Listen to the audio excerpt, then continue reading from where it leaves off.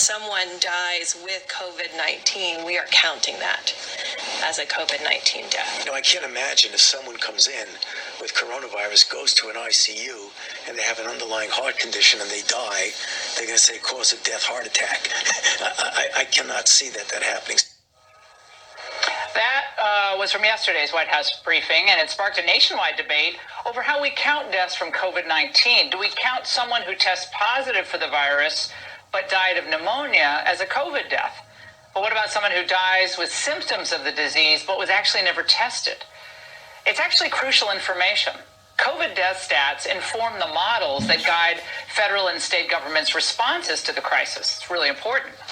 Now, Italy, very interesting, has been grappling with this same debate for weeks. I mentioned it 2 weeks ago. I'll mention it again. Here's what the Daily Telegraph reported.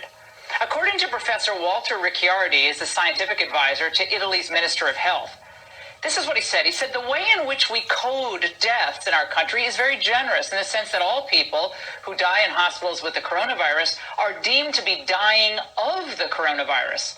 On reevaluation by the National Institute of Health, only 12% of death certificates have shown a direct causality from coronavirus, while 88% of patients who have died have at least one premorbidity. Many had 2 or 3.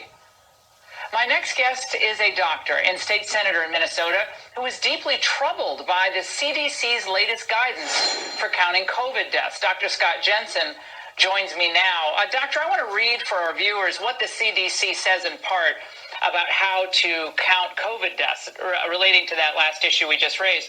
In cases where a definite diagnosis of COVID cannot be made, but is suspected or likely, like the circumstances are compelling with a reasonable degree of certainty, it is acceptable to report COVID-19 on a death certificate as probable or presumed.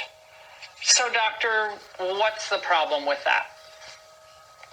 Well, in short, it's ridiculous. I spent some time earlier today just going through the CDC's manual on how to complete death certificates and the parts that were specifically written for physicians. And in that manual, it talks of precision and specificity, and that's what we were trained with.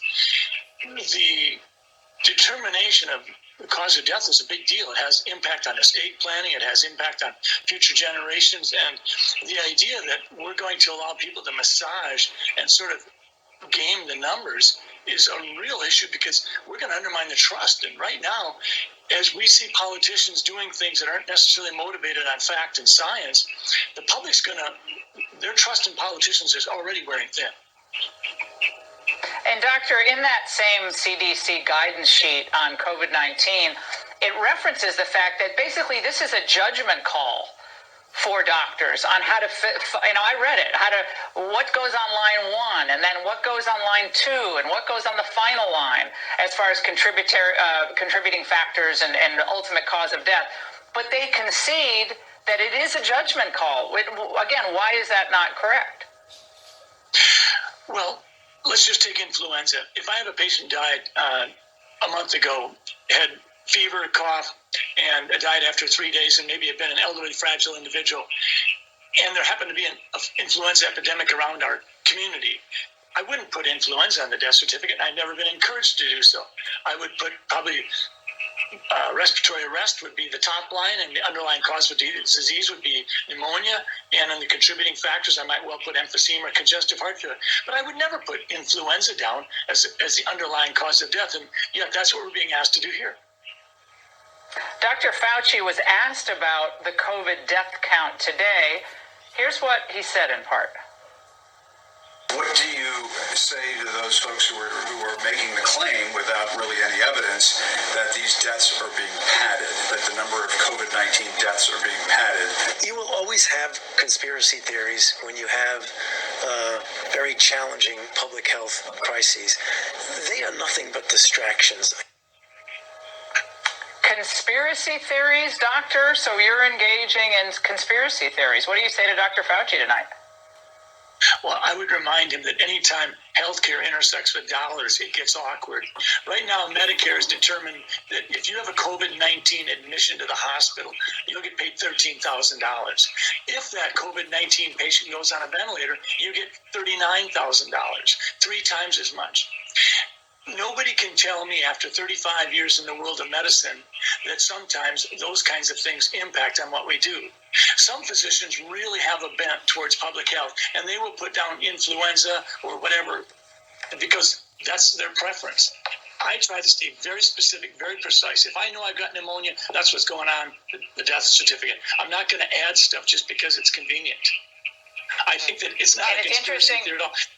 Yeah. So is you reject what he said. Absolutely. Well, it's interesting that in Italy, where it's socialized medicine, I guess they don't have an interest in the money, if that's what it is here. And they just went back and they started reclassifying deaths according to their top scientific advisor. So they admitted that they were being liberal or generous in how they coded some of these deaths, and they're just going back and reclassifying them. Does that surprise you? It really does. I mean, let's just take someone getting hit by a bus and they collapse the lung and they go into the emergency room and they're there for 15, 20 minutes. Blood work comes back, COVID test comes back positive, and they die 20 minutes later because of their collapsed lung.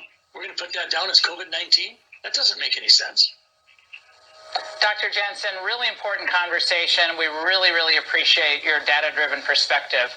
Thank you so much. Thank you.